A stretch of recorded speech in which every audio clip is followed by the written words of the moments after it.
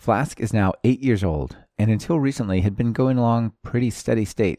It had been hanging around at version 0.11 and 0.12 for some time. After a year-long effort, the web framework has now been updated to Flask 1.0. David Lord is here to share the big news with us. He's the maintainer of Flask, and we dive into the new features as well as the future directions of Flask with him. This is Talk Python to Me, episode 177, recorded August 30th, 2018.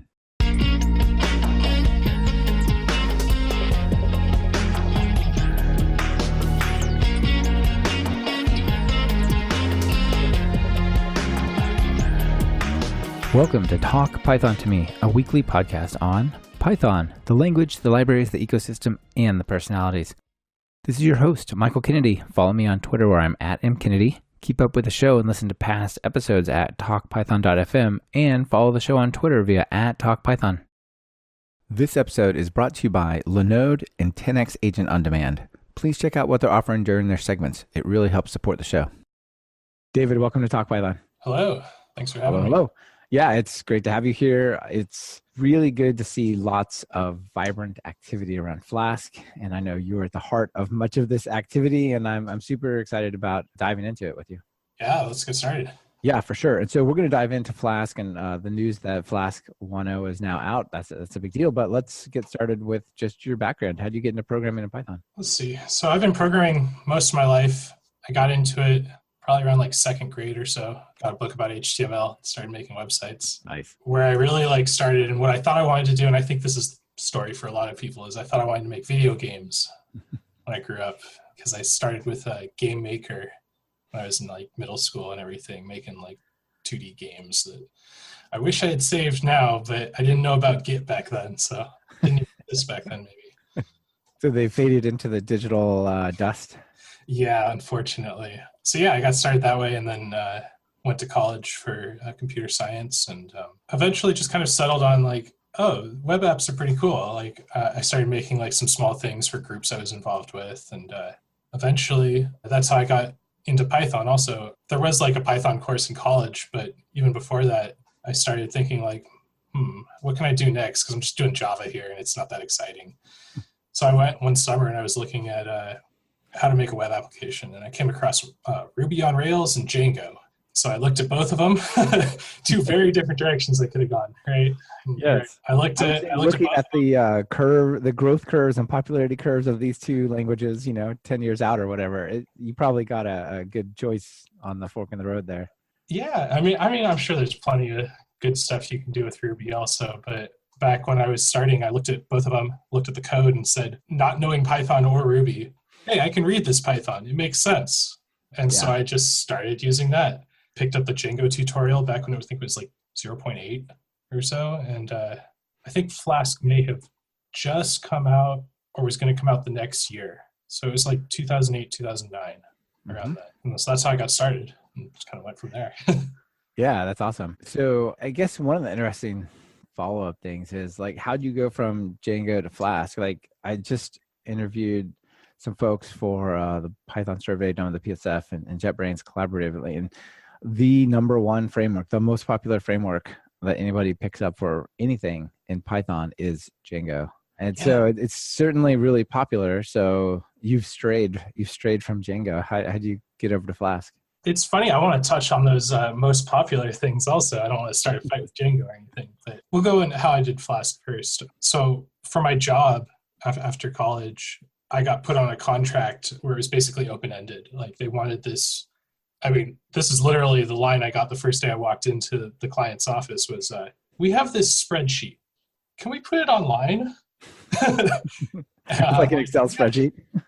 And so the company I was working at, and I still work for them, they were a Java shop. And that's what my previous projects had been in.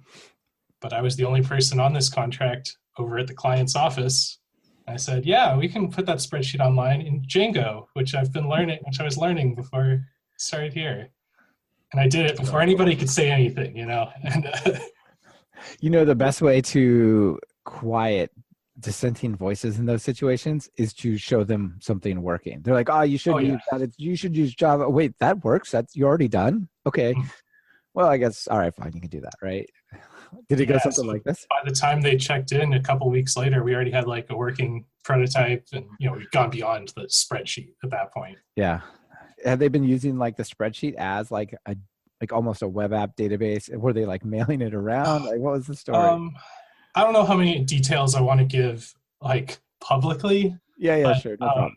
It was basically they were keeping track of how secure their computers were for various audits that they needed to do, and everybody was just basically reporting about their computers, and somebody was filling out a spreadsheet, and then they would go and look at the statistics every now and then. So they wanted some way to people can like report that automatically. They can get the reports about compliance automatically. So it's kind of like just a data collection and reporting. Yeah, I asked because it seems like there's just so many sort of holes like that Excel fills. Mm-hmm. That with just a little bit of skill, like a much better solution would be in place. Yeah, well, the contract ended up lasting like 3 years and far outgrew what Excel would ever have done. But it started from pretty humble beginnings.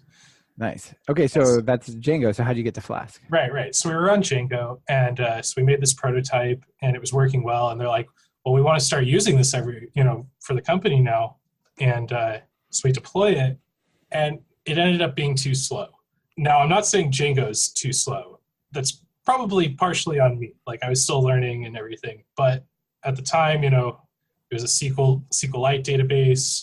The templates were kind of slowing down in rendering. And the biggest problem was the ORM at the time. And I know you can do clever things even in the Django ORM, but I was trying to do all these reports and aggregates and everything, and it was kind of fighting Django.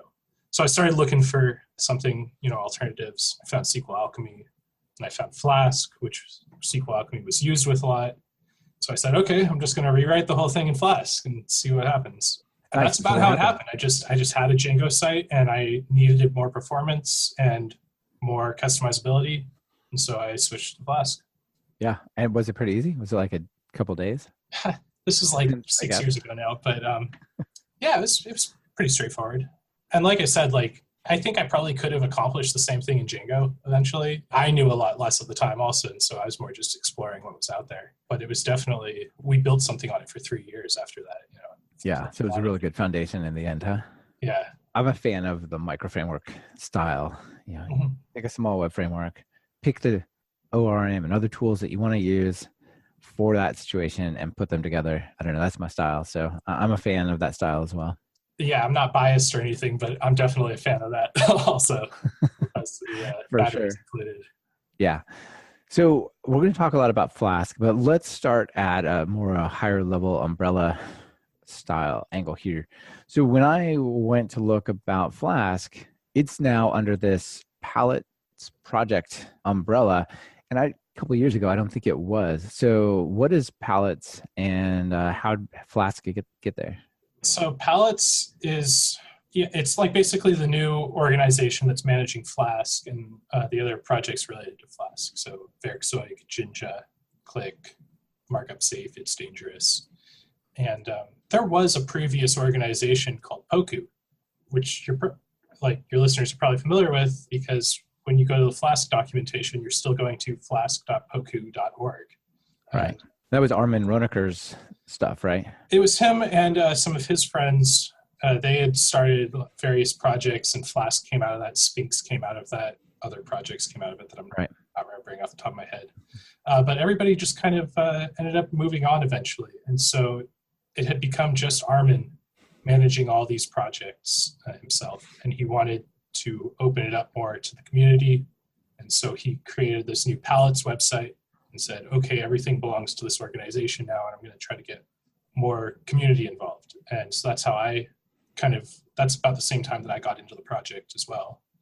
And honestly, we haven't really picked up a lot more maintainers since then or anything. It's still just a couple maintainers going at things, but it was like more of a significant, it's not Armin's project anymore. Right. I was going to say, it kind of got Flask out of the shadow of Armin. Right. And he's still he's still there. I chat with him about hey, do we want to do things like this? Or he still manages a lot of the assets behind the scenes, like servers and that sort of thing. But day to day, it's me and the contributors that I kind of have gotten on board. Right. Are you looking for more contributors? Absolutely. I don't know if you want to go in depth on that now. But, yeah, sure. Let's talk about it just a little bit, because I know a lot of listeners will reach out to me and say, hey, I'm getting into open source and I'm getting into this whole Python world, and I would like to contribute to something, but I feel like they contemplate creating something for themselves and they're like, well, I could build this thing, but I don't really have a great use case for it, or I'm not sure it'll be popular. And then they look at contributing to other projects. We talked about Django. Like Django is really like a big polished project that is super hard and approachable for people to get into. And so they're like, well, I can't get into these major projects because they're too advanced or too, widely used. Whereas the small, simple stuff, I don't think it's gonna make a lot of sense. So they ask you, well, what projects could I get involved with? And like, where can I help out? So if there's like a good place for people getting started, or people who love Flask and want to get more involved, that'd be great. Yeah, so we're definitely looking for more contributors in all of the projects that I mentioned earlier. So Flask, Werkzeug, Jinja, everything out there. The biggest success I have at finding contributors is at PyCon, and I'll run the sprints and I'll find people who are interested. They'll come to me basically, and I get to walk them through everything in person, which is really helpful. But I do get contacted occasionally, like saying, hey, can I contribute to Flask? And I'm like, absolutely. Do you want to write documentation? Do you want to write tests? Do you want to make sure our configurations are consistent across all 6 projects? Do you want to triage issues and see, can you reproduce things? Can you get more information out of people? Can you identify where a problem is? Right, triage all the issues that come rolling in, right? Right. So like, even if you're not comfortable like writing code yet, and you should be, you absolutely can contribute code to any of our projects. But there's plenty of non-code related contributions out there that are really helpful to me because they give me more time to focus on the code. Yeah, that's awesome. Do you feel like it's a little easier to contribute to Flask because it's like 6 projects and each project is a little easier to hold conceptually in your mind? It might be. I mean, there's 4 main projects. Flask, Werkzeug, Jinja, and Click are all pretty large code bases in themselves, and they're pretty distinct use cases. So there's not too much to do actually in Flask specifically anymore. 1.0 kind of said like, acknowledged, here we're stable and we have the features we want at this point. So like in terms of like bug fixes, like there's some bug fixes every now and then, but a lot of the work is in Werkzeug and Click especially. There's a lot of stuff behind the scenes that people don't see when they use Flask every day, but it affects them. I think a lot fewer people are aware of those also. So like people just being aware of those projects and looking at them also and not just Flask, it would be really helpful. Mm-hmm. And there's always tutorials and documentation that could use upkeep, sure. right? Yeah. Like I went through and just for Flask 1.0 rewrote the entire Flask tutorial from scratch, just kind of based on the questions and stuff I had experienced answering questions on Stack Overflow, helping people at meetups or at conferences. And so identifying those kind of things like, hey, this didn't work for me in the docs, or this could have been clearer, and going and contributing there. Yeah, that's cool. I often think of like every time there's a question about something that I thought was explained well, but then it turns out there's a question about it. You're kind of like, it's almost like an issue on that explanation, right? Most of the issues in Flask right now, the open issues on the bug tracker, are documentation really. Like people have brought up like, this is confusing, or this could be clearer. And if you're looking for even more issues, just go on Stack Overflow, go to the Flask tag and sort by most voted questions. And just look at the top one, see if it's documented. Look at the next one. Yeah, that's a really good point, actually. So it occurs to me that it might be worthwhile to spend just a moment talking about these projects that you discussed. So we just quickly ran through it, like there's Flask and there's Jinja and there's Werkzeug and stuff like that. And could you maybe give us a rundown of like what each one of those actually is so people know what they're about? Sure. So yeah, Flask is definitely the most popular. But if you're using Flask, you're using the 5 other libraries also behind the scenes. Like, so every time you pip install Flask, you get all these also. And Flask honestly is just a wrapper around all these other libraries. It's using what's provided there and just putting a nice framework around it. Mm-hmm. So Werkzeug is the closest to what Flask is doing. It's also a WSGI library, but it's dealing with kind of a lower level than what Flask is. So Flask is providing like an application framework, and Werkzeug is providing all the parts for taking a HTTP request and a WSGI request and parsing out the headers and producing some data structure, like a request that we can use and look at, and turning our response into something that our server can understand. Jinja is a templating library, which means you write text files with special syntax in it that kind of looks like Python. It actually compiles to Python behind the scenes. And then you can render these templates and produce different web pages, for example, different HTML pages with like user information or different details about different objects. Click is the most recent Palettes project, but it's 4 years old at this point, so it's not that recent, I guess. It's probably also the one used most independently. Yeah, that's true. I wish I could name more projects off the top of my head that used it, but I do know pipenv uses it, Cookie Cutter uses it, and Flask uses it, obviously. And that's our command line tool. So it's kind of like Flask in a sense, but for command line applications instead. So you use decorators to turn functions into commands that you can run with options and arguments and produce terminal output. Right. Nice. And there's all sorts of, Click is kind of unique. It tries to be very correct about how it interacts with the environment it's running in terms of encodings for the terminal, for the file system, for user input.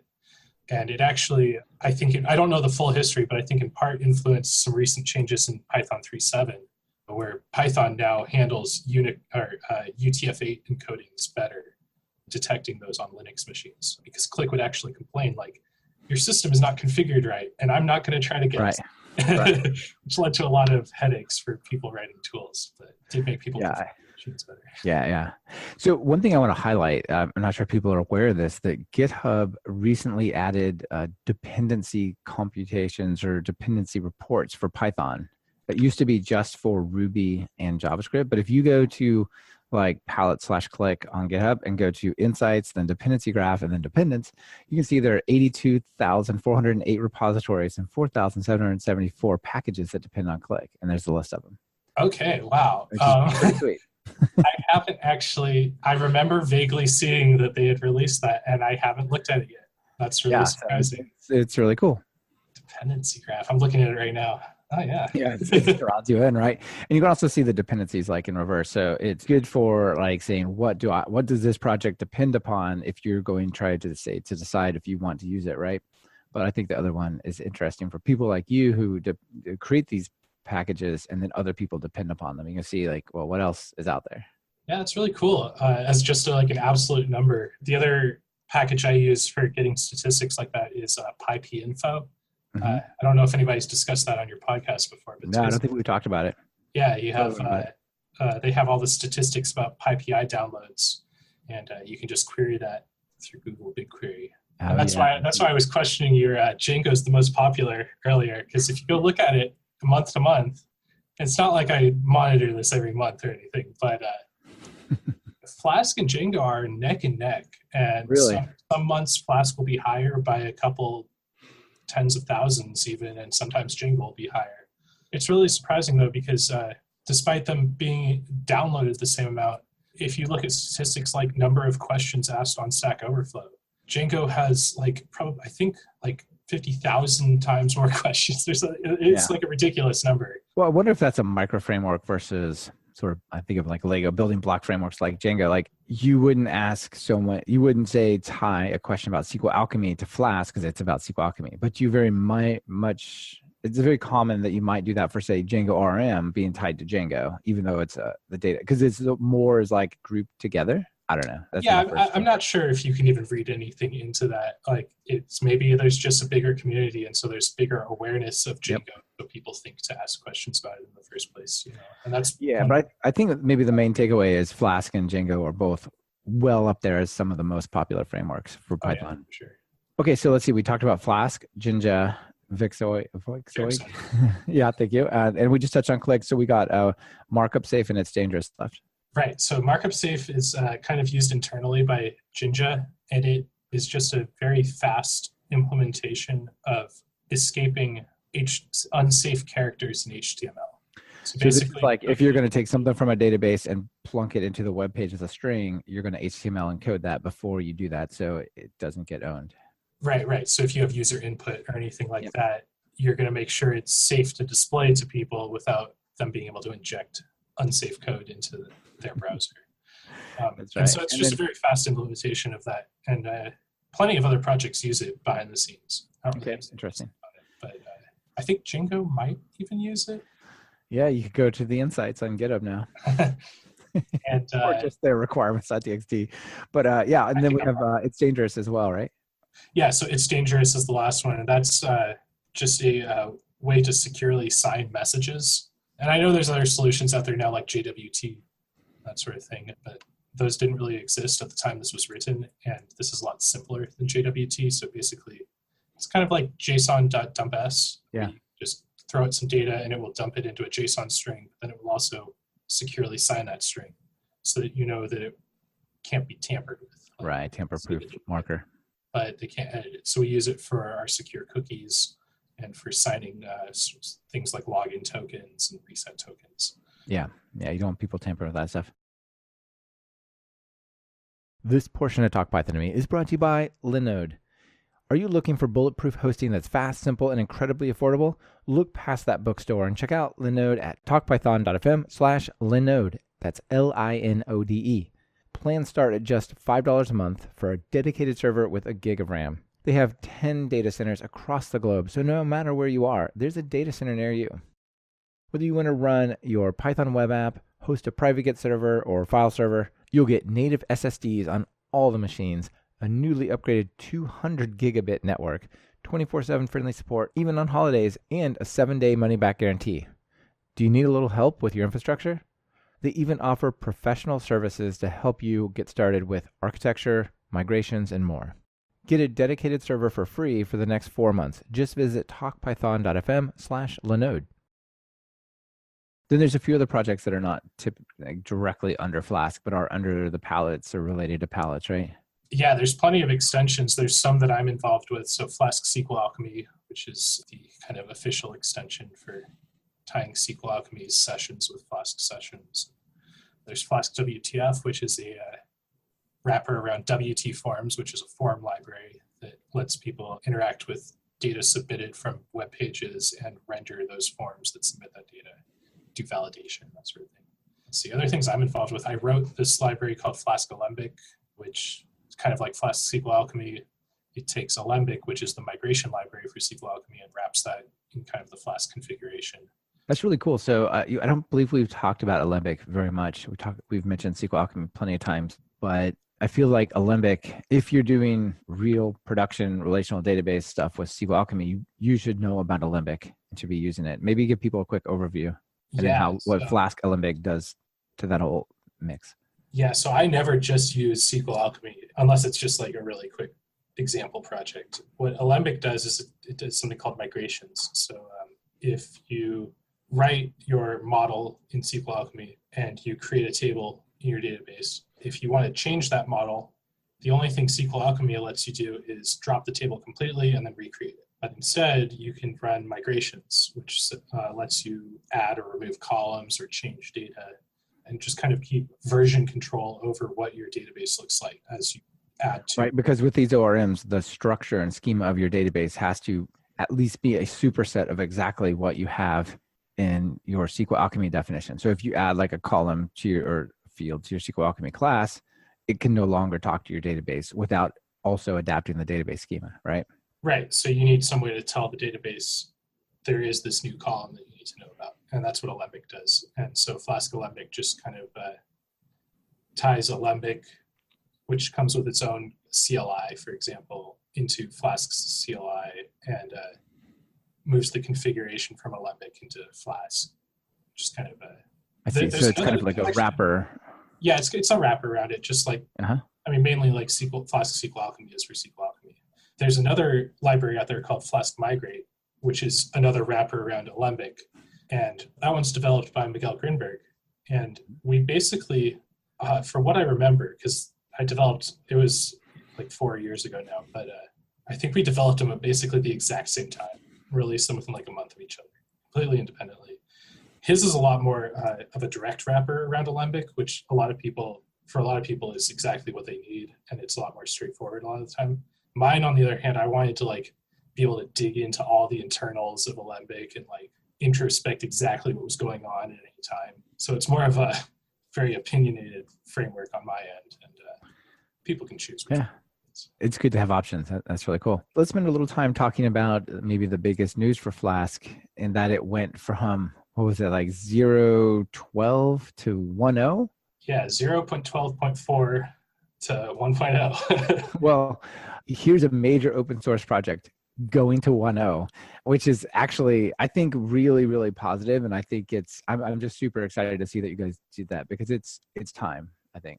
Oh, it was absolutely time. I mean, I had been working on that, getting that happening for about a year prior to it, at least. We joked about this at PyCon, because Mahmoud Hashemi had come out with this thing called Zerover for zero version, and making fun of projects that were still on like 0. something that were 10 years old, and Flask was on that list. Yeah, that was actually, Flask, I didn't Flask find out about that until after I released 1.0. And then people were like, oh, it was because of Zerover. No. I've been to set the record straight. This is going a lot longer before that. Yeah, Zerover, I was very amused by it. I was like, yeah, this is, and I actually got them to put us on the emeritus list. Nice. So we're graduated now on their website. But yeah, I've been working on it for a while, and we always have people asking like, hey, this is 0.12. My boss doesn't want me to use it because it's not exactly software. And we kept having to tell people, this has been stable for years. Nothing's really going to change. There's no breaking bugs or anything. It's more just a number. I think for a long time I told them, just tell them it's version 12 and we misplaced a 0 or something. Yeah. But yeah, we finally got it. I mean, that is the impression for a lot of people, especially people coming from commercial oriented software backgrounds. I'm thinking like Microsoft shops, .NET folks. I'm thinking Java, and those types of people. They're just like, well, I mean, I think they even have a rule of the Microsoft shops, like you can't use until version 3 because the first 2 are messed up, right? And I just think there's so many large organizations that at least some of the folks in there have that mindset, and I think having this become 1.0 is like a pretty big step to just sort of sidestep that conversation. Yeah, and it feels significant, even if like the actual stability of the software hasn't changed, or the acceptability to use it in production environments hasn't changed really. But right. But there are some major changes. Oh yeah, Flask 1.0. I mean, the list is not trivial, right? I was kind of surprised when I made that release lot with those release notes, just how much it changed. It's a lot of small things, honestly, but it adds up. Right. You want to talk us through some of the changes, some of the major changes? So yeah, we dropped support for Python 2.6 and Python 3.3, which made me really happy. And that's really nice. I was trying to use the Pypy info, which I mentioned earlier, to figure out stats about how people were using it. I think less than 0.1% of installs were on Python 2.6. Flask 3.3 itself went unsupported, right? Yeah, it like 2.6 itself is unsupported, and in the future, I'm definitely going to be sticking with, as soon as Python drops support for a release, I'm going to drop support for it. Yeah, it makes sense. That doesn't mean we're going to like rip out support and like it's suddenly going to break, but we're not going to test on it. We're going to not going to inject breaking changes to force it to not work, but you're going to no longer run tests and not care if it breaks it. Right. And actually Flask 1.0 secretly supports Python 2.6. Even though I removed it a couple months before we made the release, I kept testing it internally because I wanted to give people who were deployed at least one chance to be on 1.0 before they had to make a bigger upgrade. Yeah, that was generous. Yeah, I probably shouldn't have done it in retrospective, but it's done. You talked about the version eco in 1.0, like in the comparisons to Django. Django is now in sort of this 1.0, 2.0 versioning as well, and they dropped support for Python 2 altogether. Do you have plans for that outside of the deadline of 2020? Yeah, as soon as 2020 comes around, I am dropping support for Python 2 in all. Yeah, and I think that's basically what Django said. It was like their end of life was. It was pretty far out before you're fully unsupported on like an older version of Django or something. Yeah, I'm looking forward to that day. I mean, we'll still be supporting probably, I think, 3.4 and up at that point. Sure. So we're still a little behind in terms of features that we're allowed to use. Right, like async and await, for example. Yeah, that's a whole nother discussion that we'll get into. Yeah, for sure. Actually, it is, isn't it?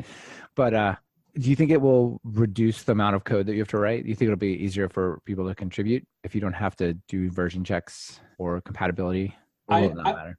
I haven't really considered it in a while. I think it will cut down on, I think mostly it'll just cut down on mental overhead. Like people don't have to think about it as much. When I write code at this point, I'm so used to doing it for Flask that I just kind of by default write code that is compatible with both, and occasionally get a mistake that CI catches. But just having less surface to have to remember and to test, I think will be beneficial. But for the most part, there's cool features that come out, but clearly all our code can be written in Python 2.7 and compatible code. So yeah, I think what's more important is that people that use Flask get to use the new features where and how they want, you know? Oh, well, people writing applications in Flask can already use Python 3.7 if they want, and they can use F strings and what was the controversial change that got into 3.7? It's coming in 3.8. It was PEP 572, the like assignment equality thing, the inline assignment operator. Hey, I'm looking forward to when Flask only supports 3 and up, because I'm going to switch all my code to that. Also, I personally like the change. But, yeah, I do as well.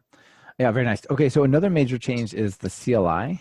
Tell us about the changes there. Yeah, so I'll talk about the CLI in a second, but basically like all the changes that, or a lot of the significant changes that went into 1.0 were basically me trying to make things easier for people. So easier for people to learn, easier for people to understand. So a lot of this stuff is improving documentation, better error messages, and then a better CLI also. So we did a lot of work on improving how the Flask command, which is like the recommended way to run the development server while you're working, how it detects your application. So when you write code, you just write app equals Flask somewhere in your code. And there's even a common pattern called the factory, the application factory, where you write a function that creates your application. So you never actually have an instance of your application anywhere in your code. That's what the server is in charge of setting up. Mm-hmm. And so we did a lot of work to improve how the CLI can detect where your application is, what it's called, how it should be imported, and if it's behind a factory or not, so that the command can just, like everything will just work when you write it, instead of having to set up some extra glue in between. Yeah, that's cool. So you no longer have to say set the Flask _env, no, the Flask debug rather, or the Flask app environment variables, right? It can detect some of that stuff automatically. Yeah, a lot of the times for like really for simple applications, which is really useful for tutorials especially, like Flask app will just know that you have an app, you have a file called app.py. That's where your application is. I'll just look there. You do still have to set Flask app in most significant cases. Like once you're writing a big application, a more significant application, you'll probably have to tell it like at least which files import, but nothing. This portion of Talk Python to Me is brought to you by 10x Agent on Demand. Here's a guess. If you're listening to my podcast, you're likely a Python pro. You may be even pretty well paid to code in it. Here's another guess. You likely aren't being paid what you're worth. Why? Because negotiating isn't your thing. Even the best tech talent can get taken advantage of when negotiating their comp packages. Don't let this happen to you. 10x Agent on Demand has negotiated more than $50 million worth of deals for senior level tech talent just like you. When you've got a job offer in hand or are expecting one soon, contact 10x and they'll help you level the playing field. Just visit talkpython.fm/10x when you're ready to roll and mention Python for a 30-minute consultation. 10x Agent on Demand. You handle the tech, they'll handle the negotiation. Another thing, actually, I think this wasn't a warning message. It was like an info message when I ran Flask recently that I had a virtual environment named .env, and it said, hey, we think we can help you with some files that are hanging out in this env thing. Yeah, so maybe tell us about the python.env. Yeah, so as part of the CLI improvements, we also, previously when you were using the CLI, you had to kind of type these environment variables in every time you opened a terminal. So you had to tell it like export Flask app equals, my app, export Flask env equals development. And so we integrated python.env, which is a library that reads these .env files and automatically sets up your environment variables based on it. So people can just have one of these sitting in their project and they won't have to set up their terminal every time they start working on the project again. Yeah, that's really cool. One thing I recently learned is the script that activates virtual environments you can export stuff from there. You set up your virtual environment, go in there and sort of configure your virtual environment. So it, in addition to just having the packages you want, it also kind of kicks off with the right environment variables, which is handy. The downside of that, and we do have that listed in our CLI documentation, like this is an option. You're using virtualenv, go edit your activate script. But the downside of that is if you have multiple people developing, or if you're on multiple machines, and you recreate your virtualenv, you suddenly don't have that stuff, and so it doesn't work again. Whereas it's a pain in the CLI, in continuous integration, and also you can check your .flask env into source control, whereas you shouldn't check your virtual environment into. Yeah, if you manage to check your virtualenv into Git and it works somewhere else, that's amazing. Yeah, exactly. A lot of stuff has to line up just so for that to work, right? Nice. Okay, another big change, I thought this was pretty cool, is it's got to help people when they're testing for performance and how's my app going to behave when I ship it to production. Is the development server is now multi-threaded by default. Yeah, so the development server actually had threading previously, pretty much for its entire existence, but you had to explicitly enable it. So you had to say, like, when you were starting, you had to say, like, threading equals true or something. Right. And so now people were just always running into things like, hey, I'm trying to serve some media and like make an API request at the same time, and suddenly it's hanging. Well, that's because the dev server would only handle one request at a time. But we decided to go, let's just enable threading by default. And it makes some things more difficult to reason about, but debuggers nowadays are pretty good at figuring out, what threads are running and where to do breakpoints and all that. I think it's a good change. I mean, we're living in a multi-threaded world, right? A multi-core world. That's actually one of the big kind of hidden bugs that needs, or not bugs, but things that needs to be improved in Werkzeug now, because we're threaded by default. Werkzeug has this nice debugger that pops up the traceback and lets you interact with it when there's an error, but it only works in single-threaded environments. It'll still output correctly, but if you have multiple requests going on at the same time and you try to interact with the traceback, you might just get like junk data back. And so figuring out how to get that working in a threaded environment is actually on my to-do list. But it still works for most people. It's not like a huge issue. Yeah. How many people are actually interacting with the debugger and hitting concurrency at exactly that moment, right? Probably very few. I think we got a couple people who reported it, and I just said, you just kind of try to make your things synchronous when you're debugging at least. Right. Use this command line that makes it not threaded. Yeah. So there's still things to be fixed, but we're basically trying to improve the 80% case, right? Like 80% of the time you're going to run into this, then we can fix the, or whatever that saying is, 90-10 or something. Yeah. Get people to fall into the best case scenario most of the time. Right. So another thing that changed is accessing missing keys from request.form. Yeah, so that was... data. That's one of your error message type things, right? Right, yeah. So we had a couple things. So basically the way Flask looked up error handlers and reported errors was improved, so it's more consistent in more cases. And as part of that, I noticed that, and this is an issue that comes up on Stack Overflow all the time, is like, hey, I tried to access request.form name and I got a 400 error. Why? Well, the answer is because you didn't submit a form field called name, but we don't tell you that. The dev server never told you that. I guess if you're deeply familiar with status codes, you would know that 400 means something is wrong with the data you submitted, but it's still not even obvious there, right? Yeah. So now when you're running in debug mode, the error, we still raise the same error, but I inject some extra information into it about like, hey, you tried to access this key and it wasn't there. So go check your HTML and see if it's if you're sending what you expect. Yeah, that's cool. Like that could be the difference from, oh yeah, of course, I'll check my HTML versus hunting Stack Overflow.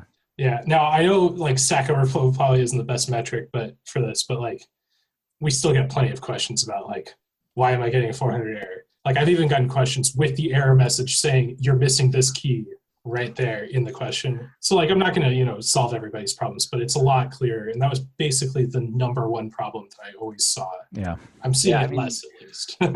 Yeah, it'll definitely be less. That's cool. I mean, you're never going to solve the problem of somebody just sees it doesn't work. I'm just going to Stack Overflow and pasting the error. and not reading through it and thinking through it. Or, maybe they're just so new they don't make sense of, they don't see what should be obvious. Sure. I mean, there's still a lot of information, even if that's at the bottom, so I understand, obviously. Yeah. yeah, for sure. Let's see, you changed error handlers a little bit, like the thing that will run if, say, there's a 400 bad request or a 404 or something like that. That's more of an internal change. Like, I don't think most people noticed, but technically when you can register error handlers on Flask and on the blueprints inside of it so that when certain errors are raised, they'll be handled by those instead of causing a 500 exception, to be sent to the browser. And in certain cases, or for certain types of exceptions, the behavior was just kind of inconsistent. And so we just went back and looked like, how is this actually working? Oh, there's like this mess of different if statements. Well, let's just like simplify that. So there's like a strict set of rules that it goes through now, and it's documented and all that. Yeah, that's cool. So one thing that you just mentioned that I think is worth touching on a little bit for the listeners, a lot of the frameworks, it's a little easier to partition your view methods into different files and categorize them and stuff, because you just take a static decorator that comes out of, say, like pyramid, you say @viewconfig and you just drop it there. In Flask, you create the app and then you say app.route. And so in order to split that stuff apart, you have to pass that app around in certain ways. But then you also have blueprints, which really simplify that. Do you want to just tell people real quickly who maybe only know about app.route about blueprints and like that problem solves? Yeah, so I mentioned the application factory pattern earlier, where you don't actually ever have an instance of your application when you're coding. You have a function that creates it. And that's actually the recommended way to use Flask in the official tutorial now, is use an application factory, because it solves a lot of problems that people run into, even if it's a little more confusing. But one of the problems with using that is, well, you can't just decorate your view function with @app.route anymore because you don't have app. So instead, Flask has this thing called blueprints, which are basically ways to defer calling app.route. So you call blueprint.route, and that just kind of registers like, hey, this is here. And now later, when you have your application and you register the blueprint with your application, take all those deferred registrations and perform them now. And so you don't have to have access to the application. You can split your code up into different modules so that all the stuff about users is over here and all the stuff about blog posts is over here. You don't have to worry about circular imports or any of that. Right, and that has been tricky. And I think the blueprint stuff is really beautiful. It just makes it so much easier to partition your code in a more healthy way for large apps. Yeah, it's a really good pattern, and that's why I tried to. It's something that confuses a lot of users. I think they expect more of it than it actually does. Like you said, it's a pretty straightforward, it's a pretty simple pattern. It just defers calls. And so people are doing Flask and they don't know about blueprints. They should go spend the 5 minutes and learn about it. Yeah, read the official tutorial, flask.poku.org/docs/tutorial. It'll walk you through an application factory, making a blueprint, all that. Yeah, very cool. Another thing that changed in Flask 1.0 is the testing got a little easier. Testing. Test client having a JSON for request, and then also a get JSON for response, right? This was kind of like another one of those like, hey, there's an inconsistency here. You could test JSON before. I mean, plenty of people did. But the request object that Flask gives you, like when requests come into your views, has this JSON property. And it basically automatically parses JSON from the request. And right, a dictionary pops out if it has JSON text inside. And so people kept expecting that to work when they were testing. So they would make a request with the test client, get a response object back. And unlike the request object, the response object didn't have that. And so they'd call JSON, it wouldn't work. And then they would have to like go get the raw bytes and pass it to JSON.loads. And some people would use Flask's JSON implementation, and some people would use Python's. So we just made it consistent. So you can now get JSON from the response just like you can get it from the request body. And similarly, a lot of people expected, so we have this test client where you can just make a request, like you can make a fake request without running the server, and it'll generate like the correct environment behind the scenes. And so you just say like, I'm going to request, /users, and I'm going to pass, name equals David to the form. But there was no clear way to, so it looked kind of like Python requests, the library, right? Like, so you would make it like requests.get, data equals name equals David, right? But so people were expecting it to kind of work like requests, be able to pass JSON equals, which you couldn't do. So you had to encode the JSON yourself. And so now you can just, if you want to test your JSON API, you can use the test client and just do JSON equals this data structure. Yeah, that's cool. Another thing around that is the test CLI runner. Oh, right. Yeah. So as another testing thing, so we have this test client, which makes requests, but we didn't really ever document how to test CLI commands. And I mean, one of the selling points of the Flask CLI is that you can add your own commands. So if you want to like add a user management command, like, hey, have a create user command that I can run on the background to like add the admin user when I'm deploying. There was no way to really test that. Like it was documented in Click's documentation, but even with that, it wasn't really clear how to get Flask's like CLI object working in a test framework. So we now have this test CLI runner that kind of mirrors the test client, so you can test the CLI code. Yeah, that's great. So I feel like that's the main items that I saw that are pretty interesting. Anything else that you want to tell people about 1.0? I think that was the big stuff. Yeah, I think so as well. I mean, you can go look at the full changelog. It's pretty impressive. I think it's like 2 pages long on my screen vertically. That's awesome. But yeah, these seem like a lot of great changes. And would you say for people who are thinking about upgrading, like maybe they've got Flask = 0.11, they're afraid of change and they don't want to change it, should they change? And what would they get from doing so? They should absolutely upgrade, especially if they're on 0.11, because that's a couple of years old. I was thinking of a pretty out-of-date version, when I said that. Yeah. One of the reasons to upgrade, if nothing else, is just to continue to get support. Just kind of due to the size of our organization, we don't really offer support on old versions. Like I will do security fixes for 0.12 until 1.1 comes out, but nothing besides that. Right. So if there's a problem and somebody has a 0.11, the official answer is you want to fix that, make that problem go away, you install one, right? Yes, install one. And even if you're on 0.12, there's no real reason to stay on it at this point. Luckily, what I've heard from various users, like when I was at PyCon, Flask 1.0 had just been released, and people were already telling me, yeah, I upgraded, and it was literally just changing the version number. Everything worked. Right. So there are some things that changed a little bit, but they're rarer cases, and it's documented on the changelog, and it's pretty obvious when it fails, like, oh, this thing got renamed. Or right. So there's not a whole lot of work to upgrading. No. All right. Excellent. That's good to hear. So one of the things that I thought was interesting is you talked about on the Palettes organization website about being part of the PSF's Fiscal sponsorship program. People want to support Flask. Maybe you want to tell them about that program and how they can help? Sure. It's really cool. It's also really new. So I might not be the best spokesperson for it yet. I hadn't heard of it before. I'm like, oh, we should talk about this just so people know it's out there. Yeah. So, I mean, this is a little bit of advertising for the PSF also, but they have this program called the Fiscal Sponsorship Program.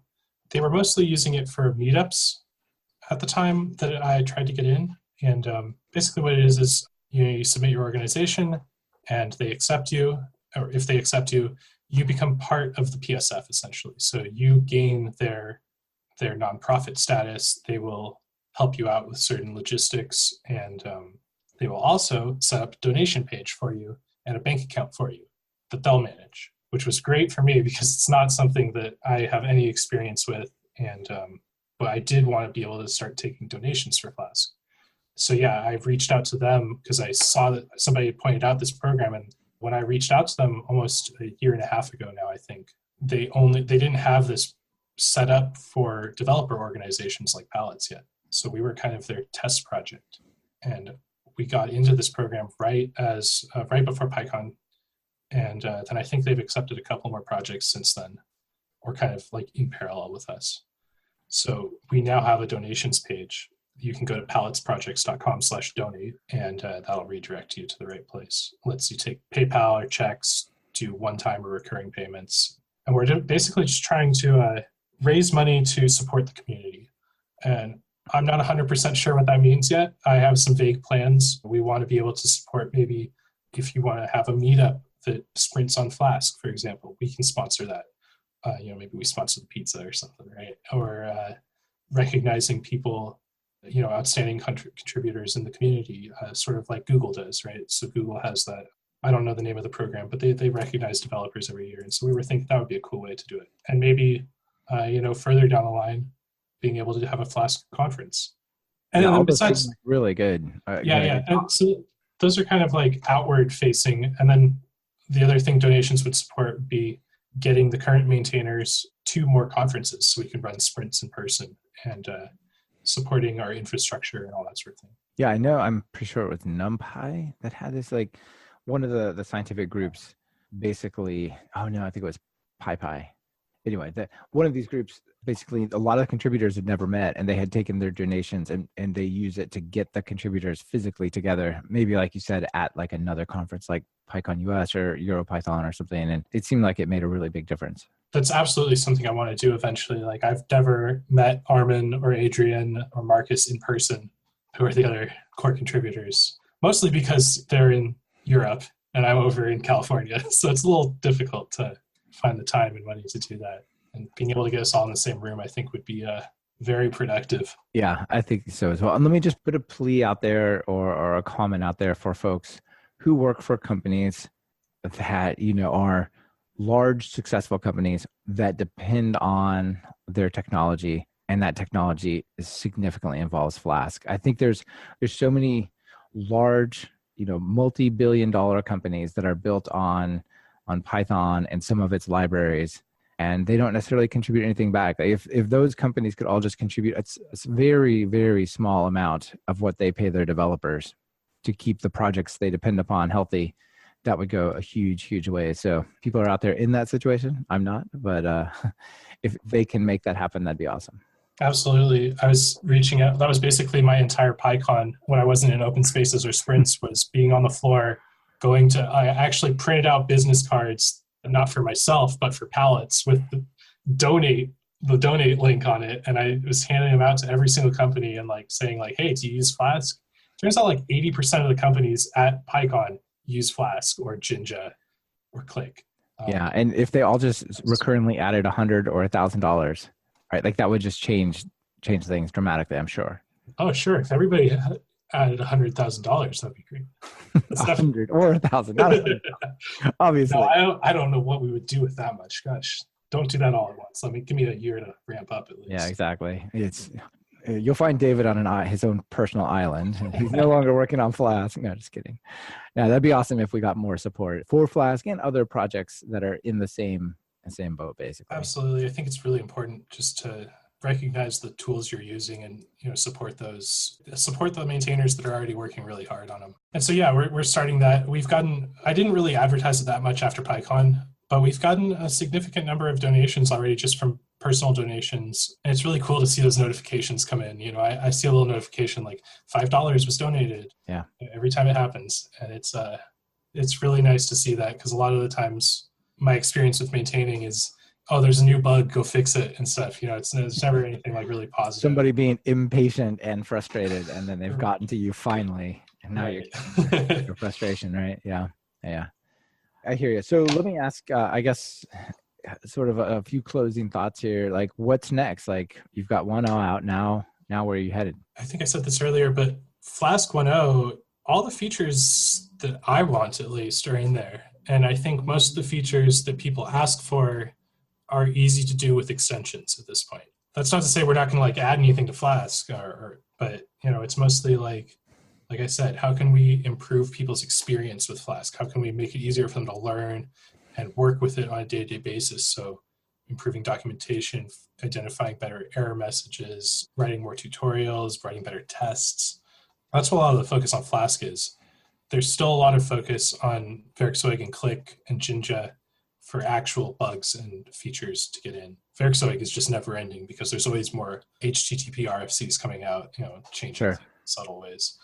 It's my favorite. I've gotten so good at reading RFCs now, and I still don't like it. But I'm sure that's pretty dry stuff.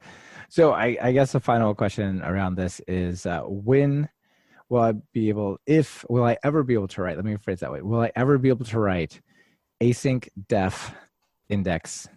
That's the one big app route async def index. Yes, I've committed to this kind of publicly, but in other places, but yes, we do want to have async support in Flask and Werkzeug. That's awesome. Getting there is going to be really difficult because we also want to maintain compatibility with Python 2.7 for at least another year and a half. We want to maintain compatibility with Python 3.4. And I think if what you told people was you have to wait until we drop support for 2.7 and 3.4, that just knowing that it is coming actually would probably. I mean, honestly, even if we don't say that, it's probably going to take that long to get there. There's a lot of work to do. Werkzeug is it makes a lot of assumptions behind the scenes about the WSGI environment. I have gotten some contributors who are interested in working on that. So there's an effort in Werkzeug to make it sans IO, which means separating the IO from the parsing so that we can kind of plug in different. Right. Then you could plug in an async layer maybe right there without really changing much, perhaps. Right. And then on the Flask side of things, we're looking at ways to kind of like the 2 to 3 migration tool. We're trying to look at some sort of async to sync migration tool where we can write async code and get a version that can also work with sync code. Yeah. I think there's been some work on that in urallib3. But nice. Have you seen the work they're doing with Court? Yeah. So I actually reached out to Philip, who's the author of that, a couple weeks ago and said like, hey, Court can still be its own thing, but I know you were trying to be Flask compatible. Would you be interested in just making Flask async? And he was on board with that. I've met with him a couple times. He's still working on Court, obviously, but he's going to at least be there giving input about how we can get Flask to be in that same place. And so, yeah, it's definitely a cool project and excited to work on it. Yeah, if that sounds interesting, people that don't know anything about it, I interviewed Philip Jones about Court on episode 147 a little while ago, so check it out. Okay, yeah. Yeah, I played with it a little bit, and it's pretty solid. It seems like if you could take kind of what he's doing and where you're going and blend it. Yeah, the nice thing he has going for him is he can just say, I only want to support Python 3.6 and above. Yep. And I don't want to support sync at all. Or like I'll support sync in some worker thread executors, but I'm all async. And that's just not like we have to be a lot more deliberate about how we handle backwards compatibility in Flask. We will get there. Well, I'm really encouraged to hear that you're on that path, even if that path is a long journey. Yeah, and so that's definitely, if some people are interested in contributing or using async code and want it in Flask, like that's definitely a place where I could use more contributors also. So if you're interested in that, check it out. Yeah, awesome. All right, well, I think that's probably, we're going to leave it for Flask, but it's been great to get caught up with what you're up to. Yeah, thanks for having me. You bet. You're not out of here without answering the 2 final questions, though. First of all, if you're going to write some Flask code, what editor do you use? PyCharm. Right, PyCharm Professional. I love it. I'm right there with you. All right, and then notable Pypy package. We talked about 6 already, Flask, Werkzeug, and so on. Other ones that maybe people don't know about, you're like, oh, you should totally check out this. So yeah, I gave this one a little bit of thought. I don't actually have the opportunity to use a lot of Pypy packages, but the ones that have been kind of in my awareness lately are one called Authlib. So that's AUTH lib. Yeah. And that's like a new, very thorough implementation of OAuth and OpenID and OAuth 2 client and server for Flask and Django, and has all sorts of integrations with different existing OAuth implementations on different social sites. And that looks cool. It's pretty cool. If you go look at the documentation, it's pretty incredible how thorough it is in terms of what standards it's supporting and all that. And the other one I'm looking at is Flask Talisman, which is basically... What's that about? This one's really important. I think a lot of people don't really think about what it solves. And what it does is there's all these different headers that you can send in your responses to browsers that will tell the browser how to be secure, what stuff it's allowed to do, and what stuff it should block from happening. And there's a lot of them out there. There's like maybe not 20, but close to 20 different headers and different configurations of them. Flask Talisman will set all this up for you for the most part and tell you, like, it'll give you the secure defaults, and all you do basically is just wrap your application in the Talisman extension and it's done. Your application is just more secure. And I really like that. I'm just plugging it into all my applications now. Oh, that's cool. It looks like it comes from Google as well, that's pretty nice. Those are two really great recommendations there, and I'm definitely going to play more with Auth-Lib. I gotta get some single sign-on stuff going on. So that'll be great. Final call to action. People now know there's a Flask 1.0. What should they do?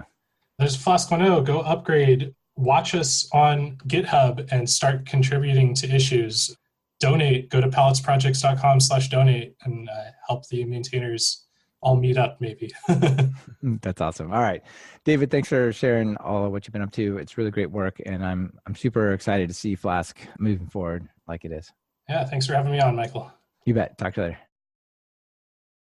This has been another episode of Talk Python to Me. Our guest on this episode has been David Lord, and it's been brought to you by Linode and 10x Agent on Demand. Linode is bulletproof hosting for whatever you're building with Python. Get 4 months free at talkpython.fm/Linode. That's Linode. When you've got a job offer in hand or are expecting one soon, contact 10x Agent on Demand, and they'll help you get the salary you deserve. Just visit talkpython.fm/10x and mention Python. Want to level up your Python? If you're just getting started, try my Python Jumpstart by building 10 apps or our brand new 100 days of code in Python. And if you're interested in more than one course, be sure to check out the Everything Bundle. It's like a subscription that never expires. Be sure to subscribe to the show. Open your favorite podcatcher and search for Python. We should be right at the top. You can also find the iTunes feed at /iTunes, Google Play feed at /Play, and direct RSS feed at /RSS on talkpython.fm. This is your host, Michael Kennedy. Thanks so much for listening. I really appreciate it. Now get out there and write some Python code.